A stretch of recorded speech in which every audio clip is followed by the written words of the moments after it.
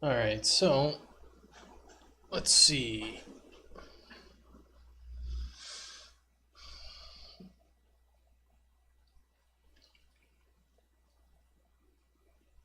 Pre-mission cutscene, loading stage, pre-stage cutscene. Let's see, we shouldn't do anything for what should we do? It's switch on game status every time, so pre-stage countdown. Shouldn't do anything. In stage should.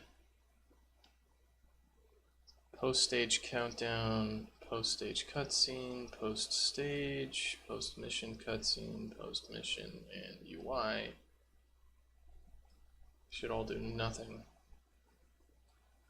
Otherwise, get background music for this guy, and we will set our wanted track to that.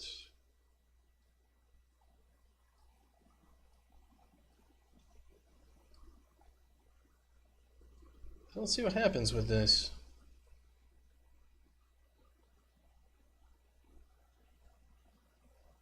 So let's go to our mission for training. So score goals 1. We have our BGM is set to default. Let's export it. And I need to play it. Are things in place for missions? Things are, yeah, basically like everything I've got here is missions.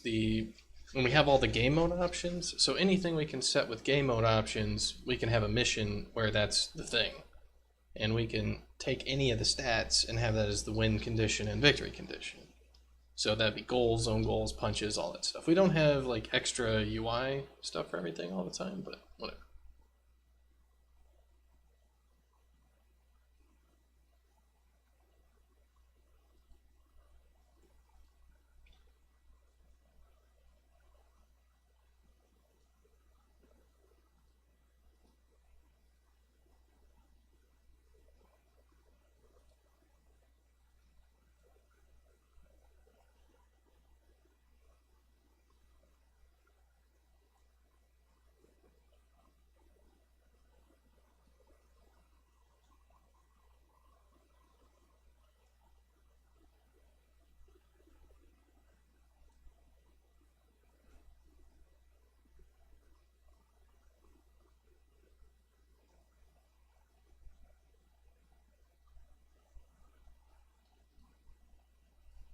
I'm like, why isn't the background music playing?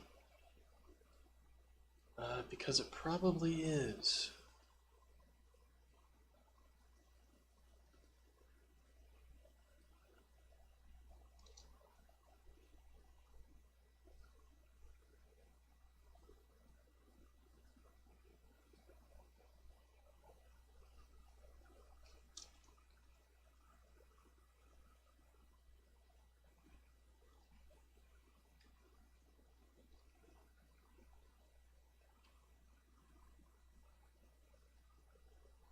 Hey, it worked.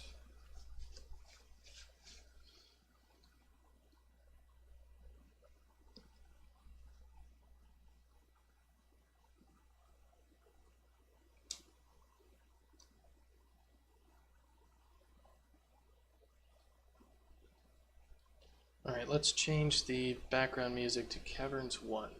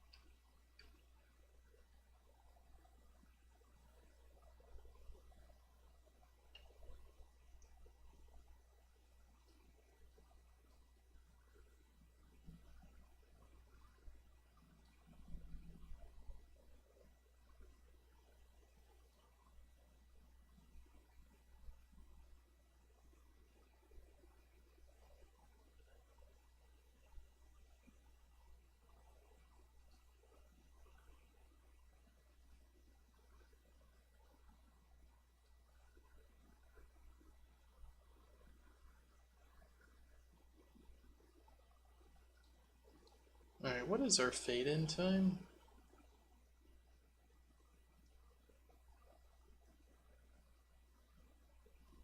Fade out is 3, fade start.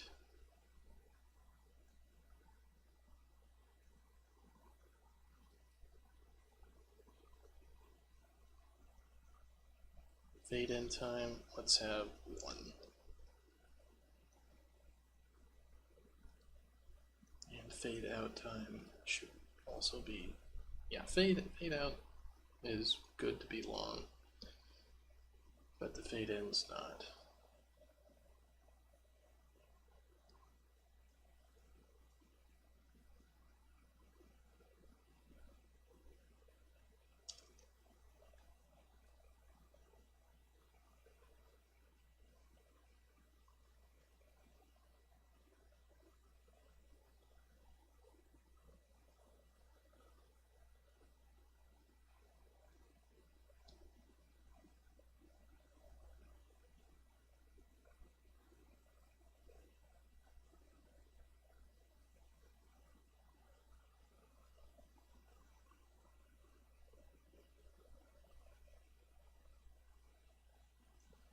Yeah, we can kind of get away with a few of these things not having it.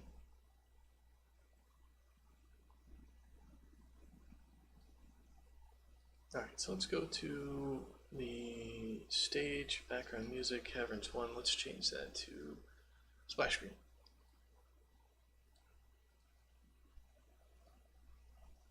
Go through and make sure that the sounds work as we expect them to.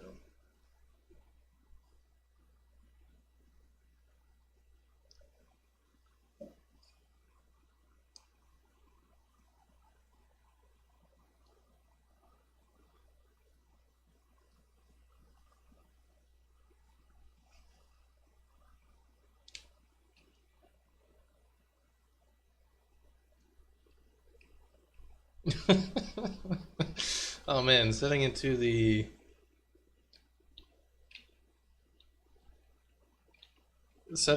splash screen music makes it feel like a really it makes it feel like Bitey's last hurrah or something. Like, let me just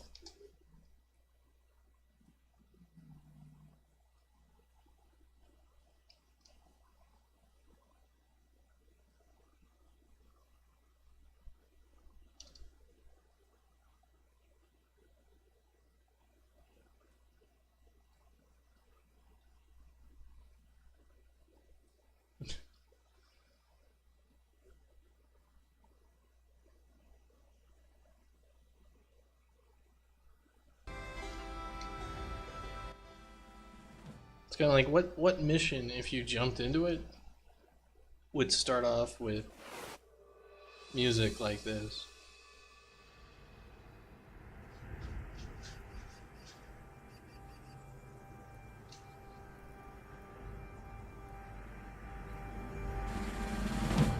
Right, it would be a very,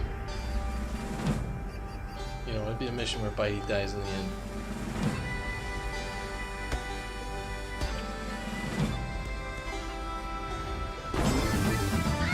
It just totally doesn't work.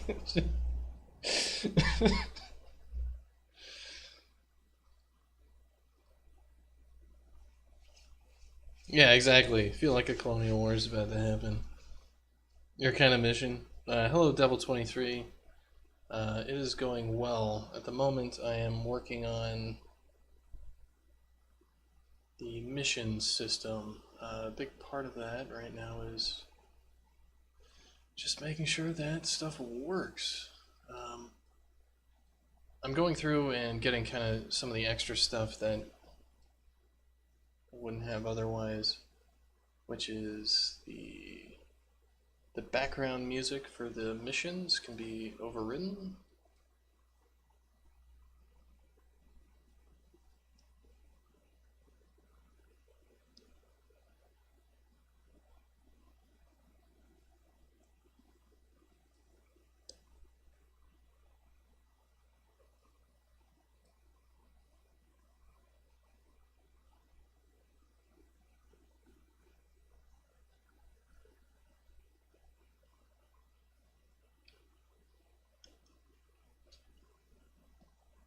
Alright, I think I need to have this thing start up in the pre-stage countdown. Needs to actually start the background music, I believe. Let me see how that works. Because it doesn't engage as quickly as I would want it to. Got the stream a while back, the game looks a lot better. Yeah, the game has definitely come a long way, and 5 months would have been back when we first launched the early access. So that'd be like update 1.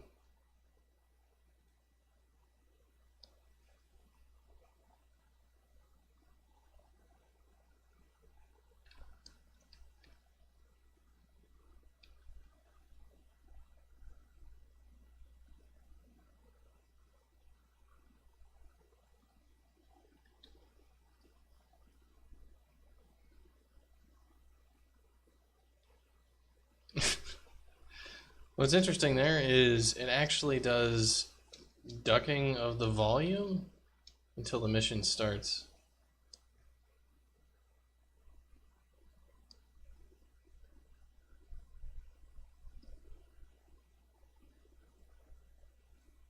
So it kind of sounds like it kicks in.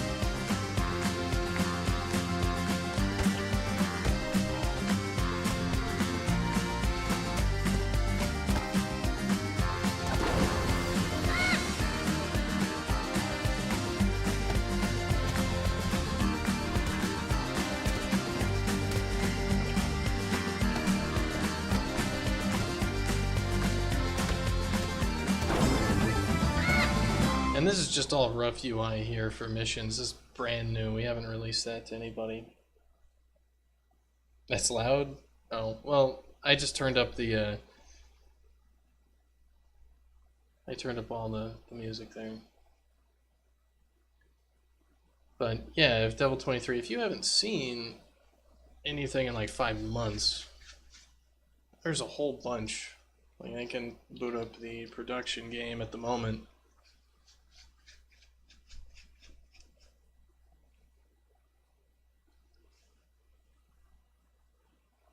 And we've added quite a bit probably since you last saw any of this.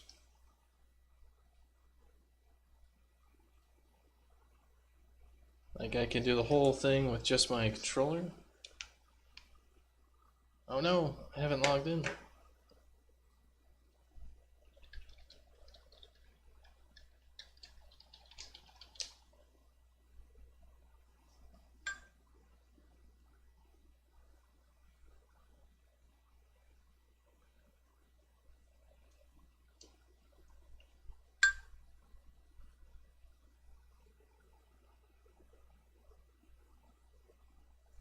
Yeah, well, you probably dropped off because I was being annoying or something like that.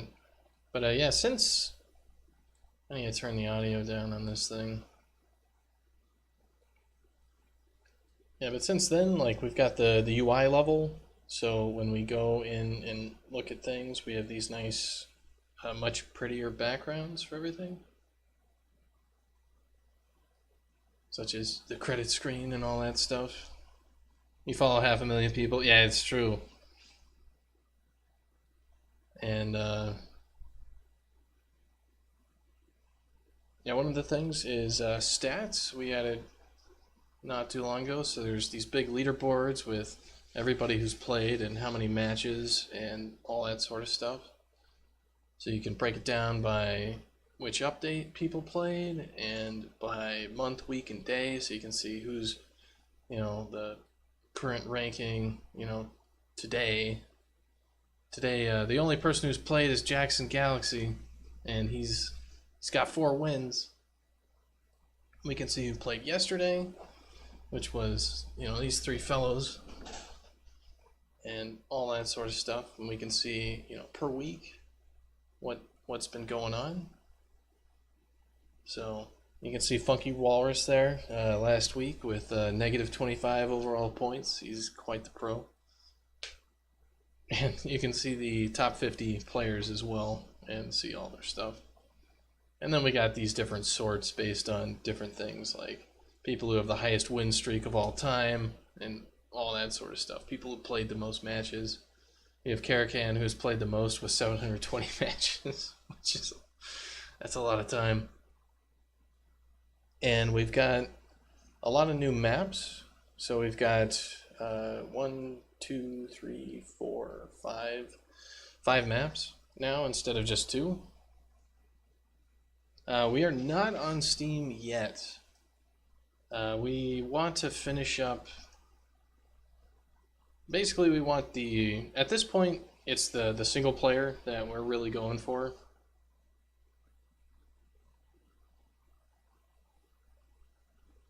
So, like, we've got the classical grasslands map. We made the ball a lot bigger based on feedback, things like that.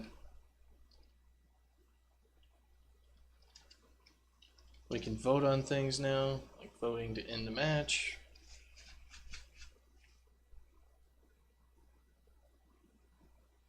And we can vote on what the next match will be. So you could be like, oh, I want to go over to that map. But basically, for us to get to Steam, we're going to have to... We really want to have a complete game when we go to Steam. We don't want to do an early access on Steam that's like 4 years long or something like that. And basically, when we go to Steam, we want the game to be in such a state that it's kind of complete enough to really actually be worth the money for it. So it'll be something about... I think we want to have the single-player story, at least, maybe not completed, but we want all that stuff to be... We at least want like some sort of cliffhanger ending that Adam can go actually... We can release more content as we go through it. Well, Adam will be on in another 5 hours or something like that. And he's going to be working quite a bit tonight on the mission stuff after I'm done here.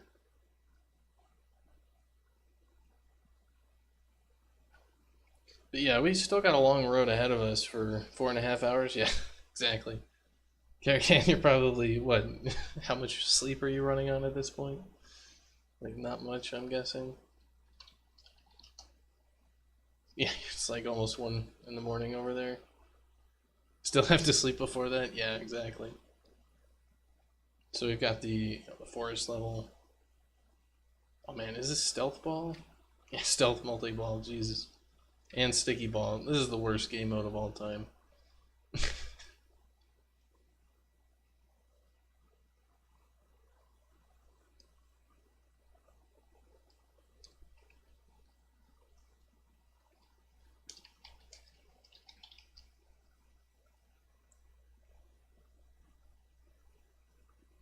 We still got a long road to Steam, I think. It's going to be... There's a lot of stuff for us to get done, and especially with what we're switching, like, we've got the multiplayer right now, and we've played enough of the multiplayer to kind of see where everything is. And the reason we switched from single player to multiplayer mainly had to do with the content creation speed. We just weren't putting out enough content to make a single player game in a reasonable amount of time.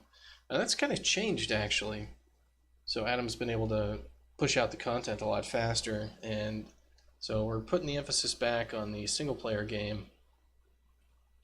And that's really cool because we're going to be able to do the thing that Adam really wants, which is tell the story of the last of the Dashkin and everything like that. So when we get to Steam, pretty much what I think it's going to be is that what we have with the multiplayer here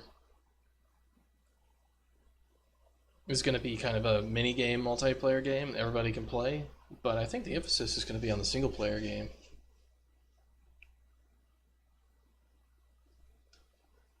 So let me see if I can pull up the last map. Yeah, the last map that we've got otherwise is Mushroom Hall.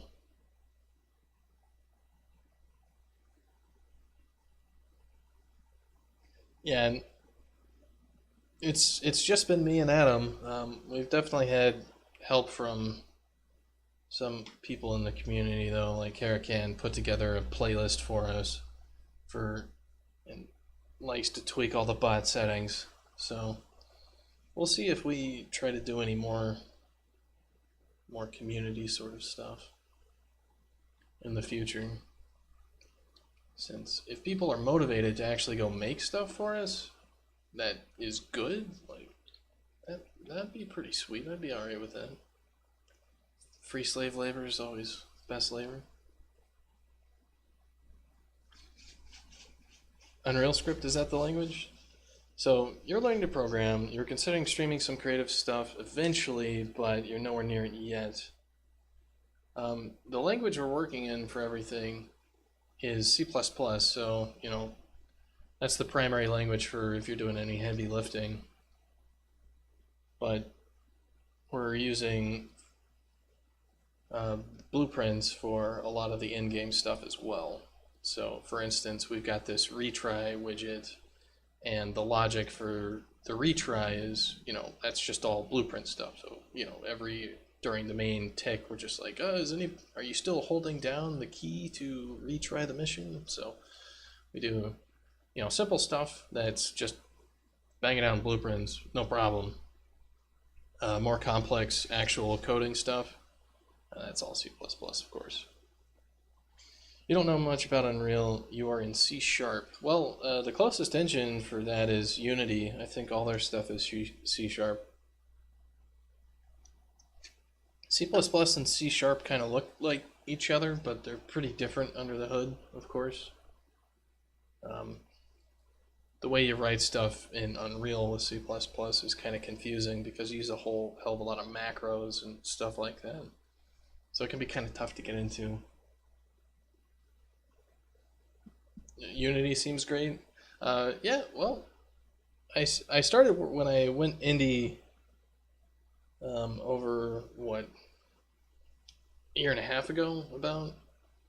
I had started working in Unity, and that's what I kind of made some prototype game stuff in. That was my plan, was take some games, ship them on Steam using Unity. We switched to Unreal 4 for this game because of the lighting and effects, and also because Adam and I kind of wanted to learn Unreal 4. And Adam also has a secondary objective with a lot of this stuff. I'll boot this up, where kind of he wants to be able to use Unreal. Let's clear my profile data. So if I go to the missions, I actually have to watch the cutscenes now. But his idea eventually is that he can use Unreal 4 and everything else to actually make some of the animations and help create the next wave of all the cool stuff that he'll be working on. All right, enough of this cutscene. Skip it.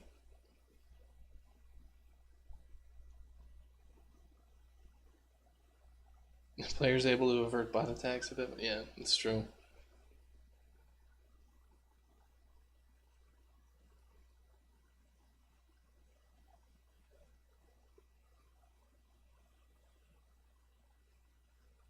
And how come we don't have any music for this?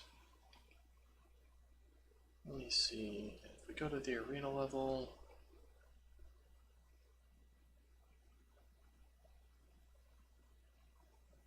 if we step into this, what is the type?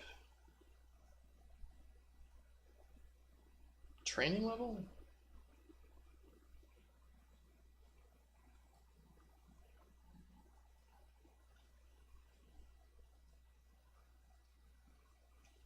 Oh, I muted the fucking music. I'm like, why isn't it playing music?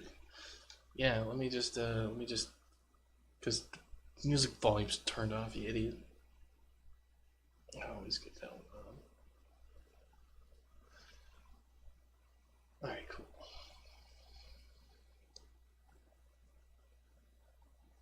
You're drinking beer and relaxing, no work being accomplished today.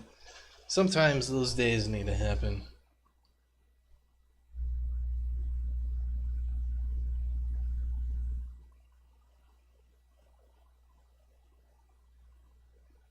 So let me see. What's next on my list? I wanted to look into the cymbal swell repeat issue. I think there was something with that. When I went into this reference viewer for the cymbal swell, it's being referenced by Foggy Night. So I don't really know what that's about. So I need to go to the Foggy Night level and see why that is, because there's a bug there with some of the levels with the cymbal swell like on repeat or something. I need to go look at why that is. I think maybe there's some in there. Do those waveforms do anything, or are they just cool pictures? Those waveforms are just cool pictures. Basically, they're just the background for the screen where, you know, it's just a thing for the slider. That's all. Though I think Adam took those from actual sound effects, so if you knew enough about sound, you could figure out what sound they are.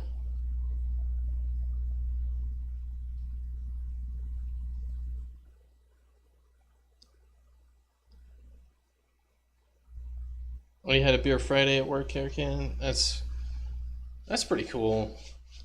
Hopefully you're like I've been to engineering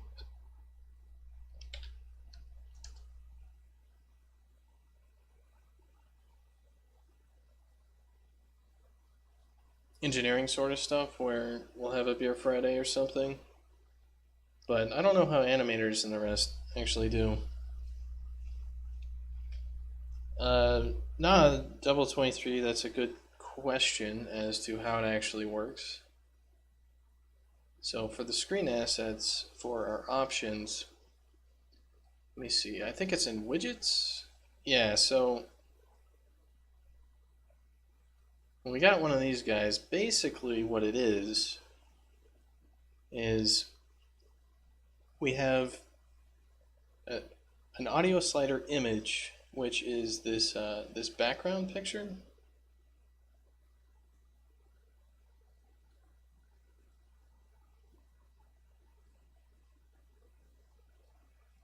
It's trying to open up a PNG as text. Good job.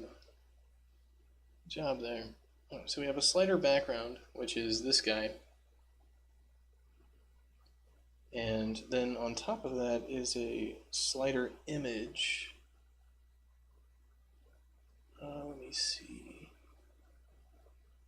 Which is slider fill. So we got this guy, and then we have our fill. And it looks like we've got our foreground.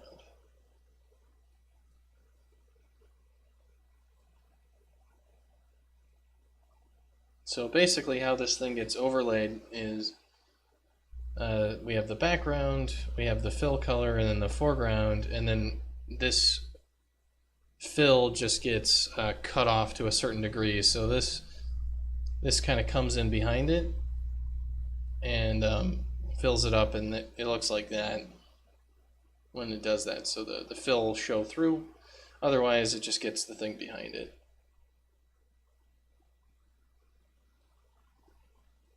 So yeah, pretty much just a stack of transparent images.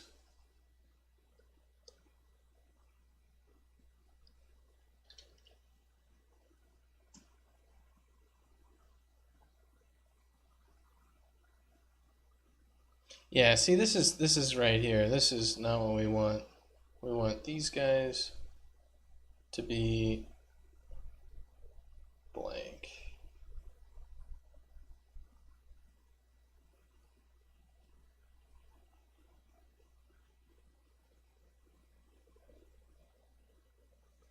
There we go. I've been looking for that stupid thing for quite a while to figure out why in the hell there's this like lingering wrong sound, and I never put two and two together that it was actually the cymbal swell audio that was screwed up because the cymbal swell is also in the loss.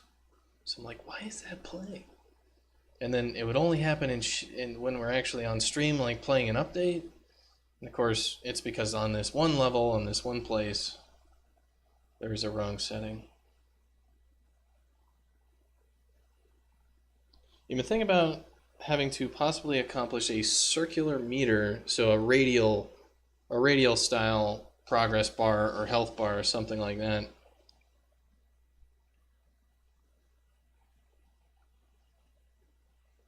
So there's a couple ways to do that.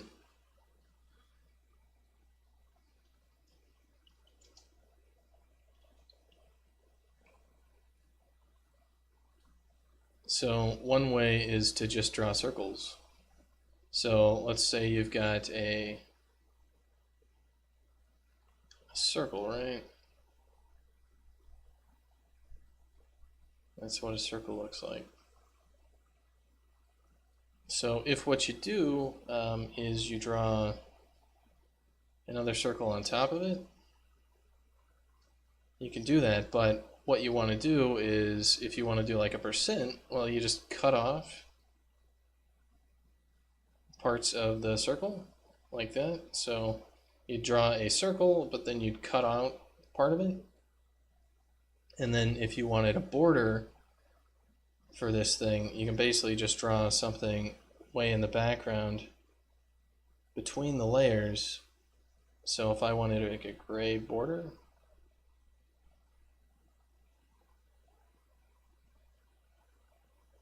I can just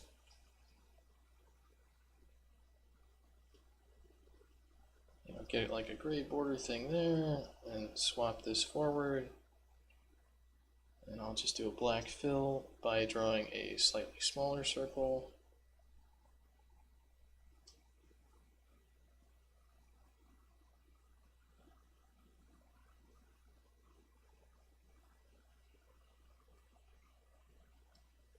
And for this guy, you would pretty much just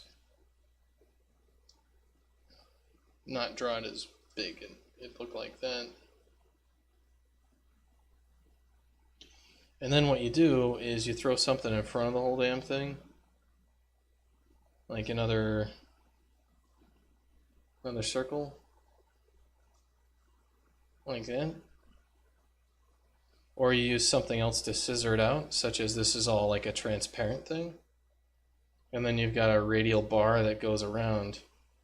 And if you need to, usually you have end caps on these guys. So when this guy draws in, he's got some sort of little end cap thing that's a little circle on it. So these guys get filled out appropriately. Kind of like that. Yeah, and basically you do the whole thing in terms of circle drawing stuff. So usually if you're trying to draw to a texture or something like that, it's super simple because you're just like drawing circles and stuff like that, as opposed to drawing like a whole hell of a lot of, like polygons or something stretched around some sort of bullshit. And, if you do it all in, actual polar or angular, coordinates with radius and angle, then the thing scales to any size you want and all that sort of shit. And so you're basically just using these simple cut operations, and you're able to make actually some really cool looking radial menus.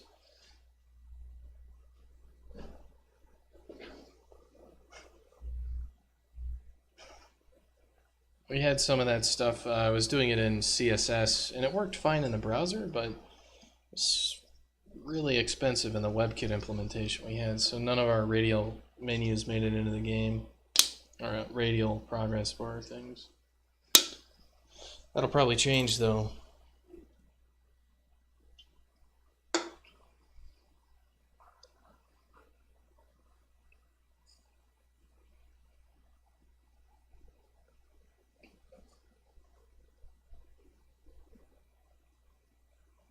Yeah, the other thing that you can do, like let's say you're making a radial menu that looks a lot different than this. Like, we're making a radial menu that is arbitrary in terms of how it's structured, like a kind of, let's say we've got a throttle for a car or something, so we've got like this sort of thing where we'd have our layers of stuff where you'd have kind of your background and foreground or whatever.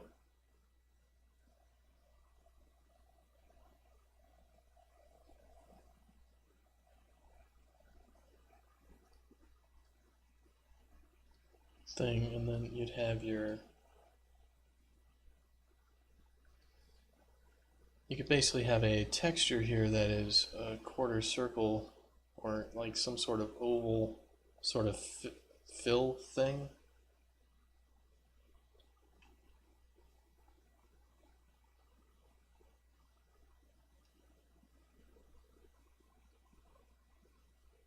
Well, this drawing program's not the best for this sort of shit. But you can basically just scissor stuff out.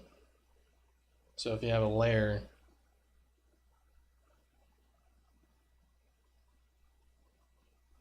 with some sort of angle on it, you can basically, you know, if you have a throttle and this bar would be on the right would be blank and on the left would actually have fill, you basically have a texture where you just do an AND operation on it as a mask, and you could have your throttle go all the way as a big arbitrary curve slider thing, and it could work.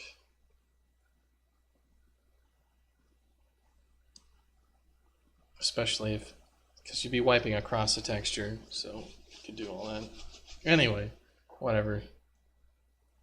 Alright, simple swell is there. So let's look into some other things for missions. What else have I got?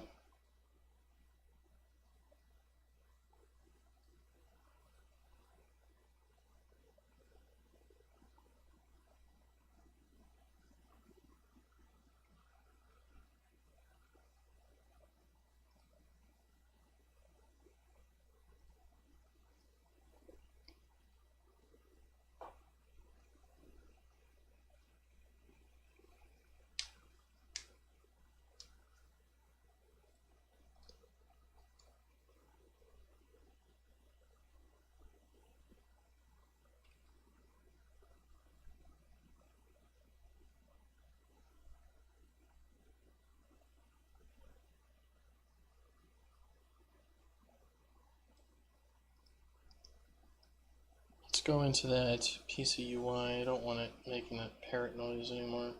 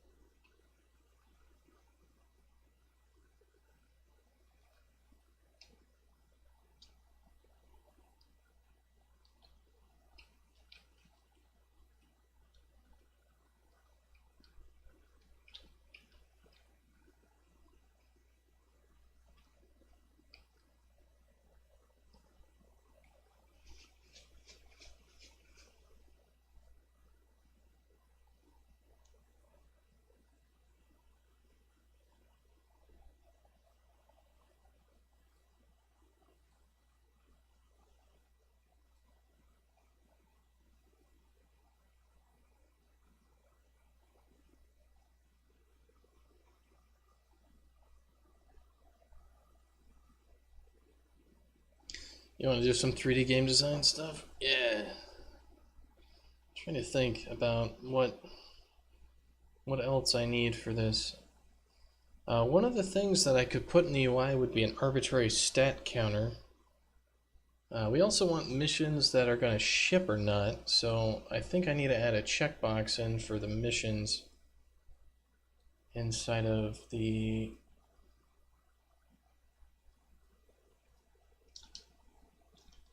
Let's actually put this in here.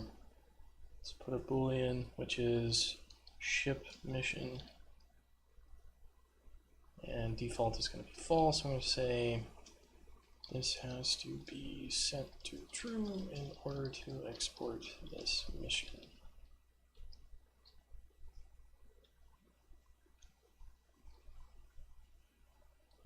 And let's go add that to the RBI as well.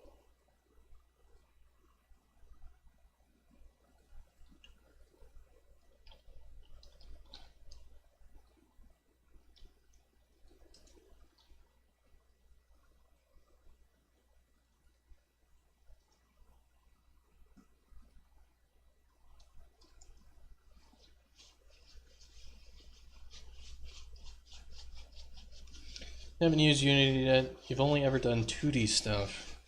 Yeah, well, 3D, it depends on what you're trying to do. One of the things a lot of people get stuck in with 3D is they end up making things too complicated.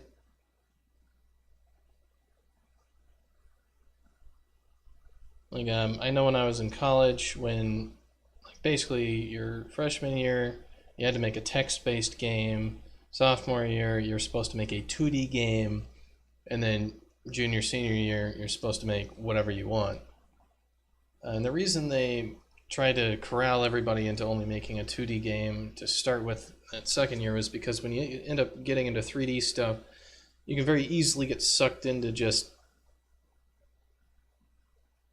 making something like it's pretty simple on a 2D game to give bounds for the player. You know, it's much easier to make a level that goes right to left and up and down than it is to make a world, you know, where there's a level and it's like in a canyon or something, and actually have it make sense.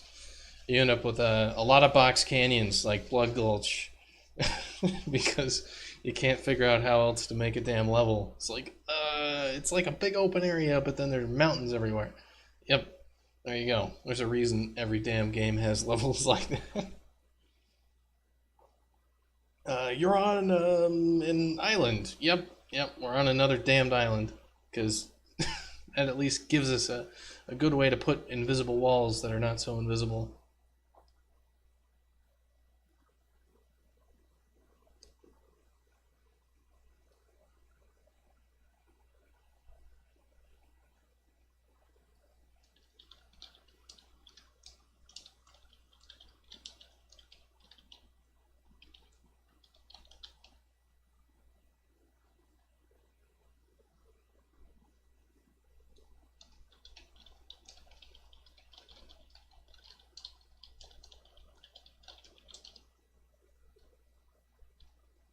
Alright, the other thing I need to do is go to the editor tools.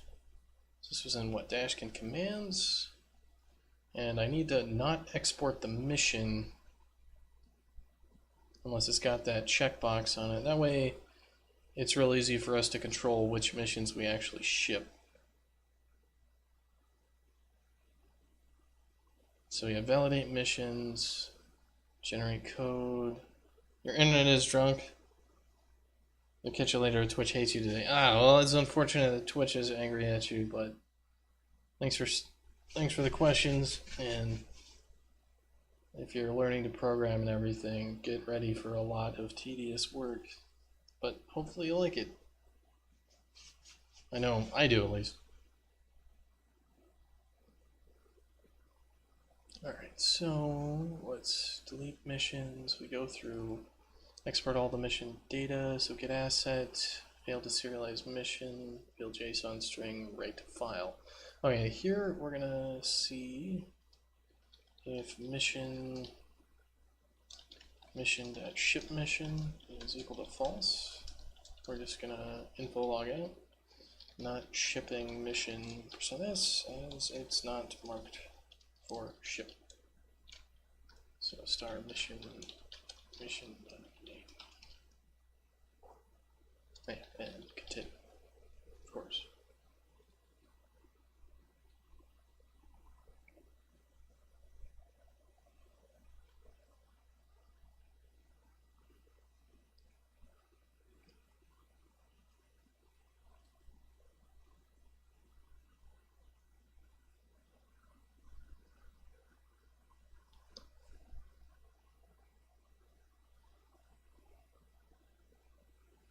So one of the other things I'm thinking about is I could have a UI widget that arbitrarily tracks stats and gets updated when those things are updated. I think that might be a really good idea, because then we can have the mission and you can basically say track stats for me. And it'll track all the stats that have to do with the different conditions. So like if you had a condition in the win conditions for the number of hits for a user, it would just track that, and we can like stack those up on the left or right or something, and it'll just be a little counter.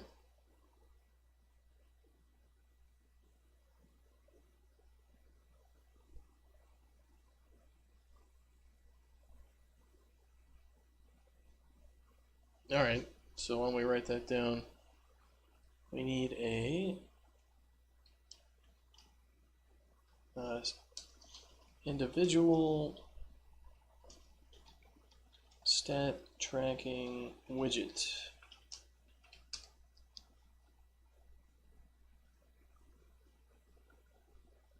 So this will be a widget. We stack it up on a certain side. This widget tracks if a stat changes and updates itself accordingly.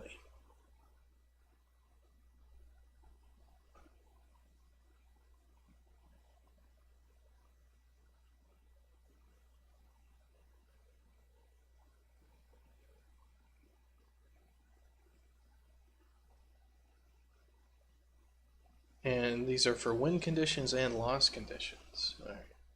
So it needs a win/loss condition on there.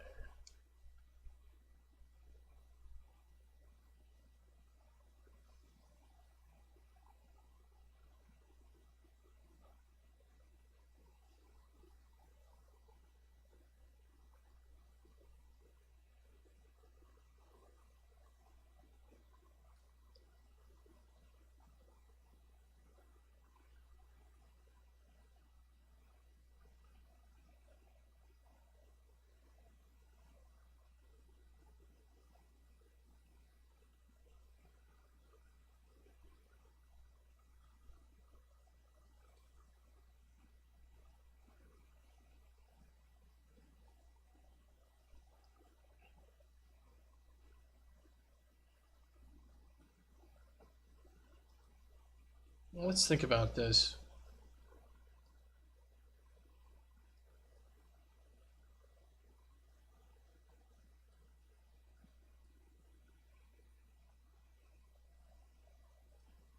We still want to write the mission, we just don't want it to pop up. Alright, so it's when we load the mission that we want to know. Okay, it's going to be in the mission manager, right? So managers. Alright, so in missions.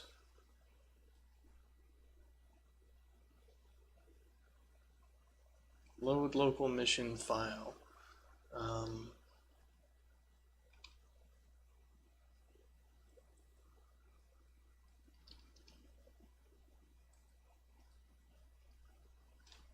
So basically what we're going to do here is if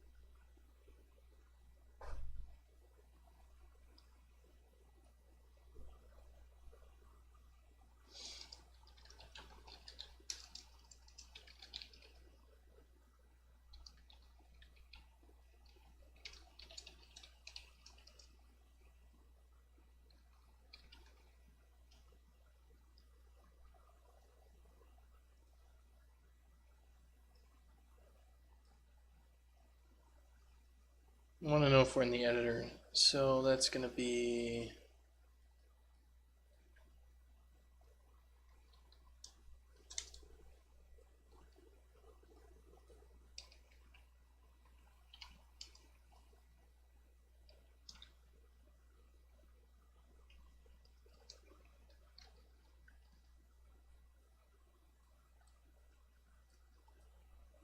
Okay, so if we don't have the editor, we're going to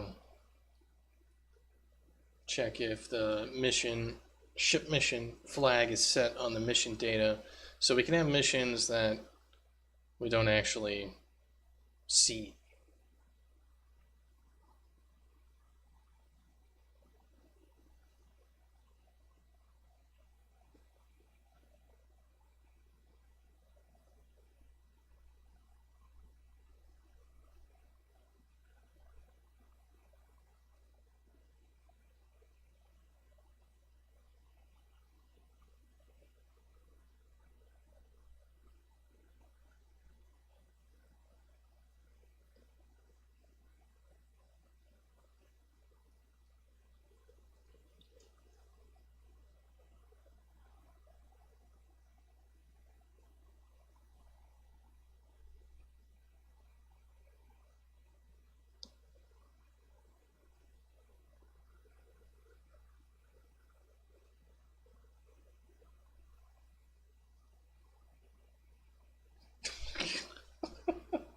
Jesus Christ.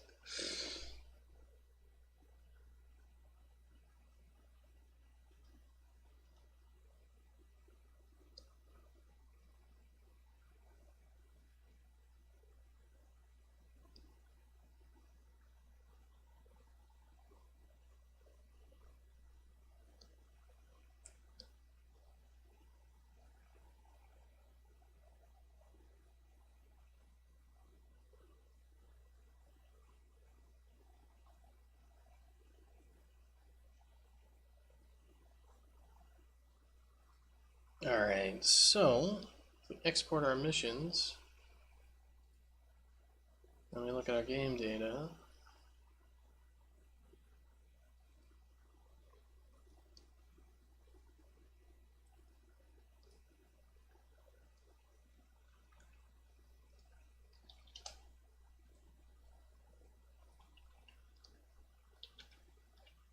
ship mission is false. Excellent. So that's exactly what we want.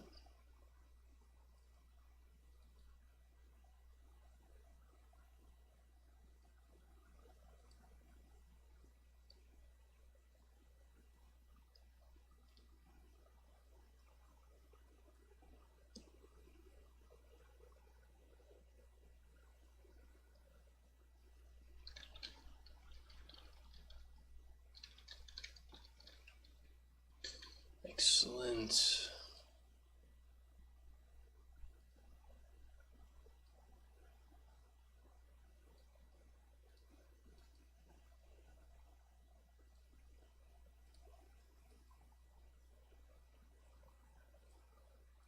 Let's mark all these as shippable.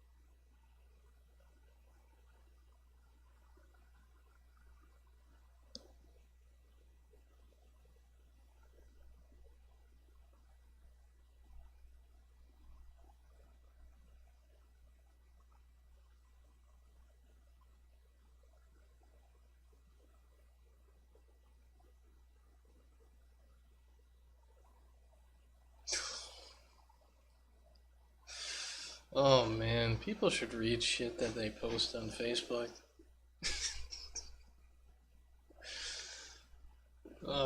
It's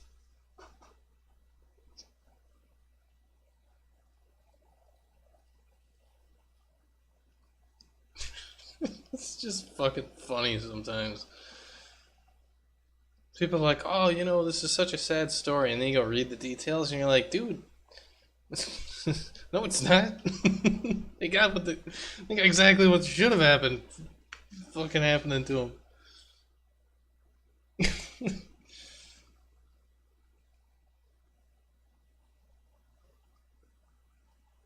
Okay, so we want a widget that will track his stats and actually do something about it. So what we want is a widget blueprint. Let's do UI tracked stat. Alright, let's see what we can do with this thing. What would we want for this? I think what we want for the panel is we want a basic image for a background, right?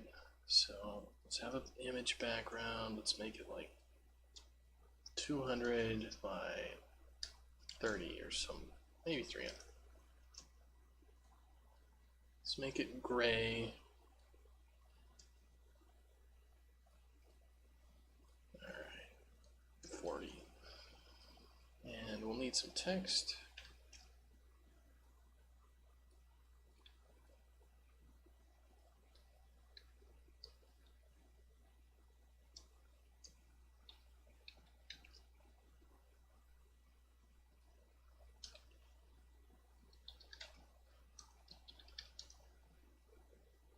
So let's see.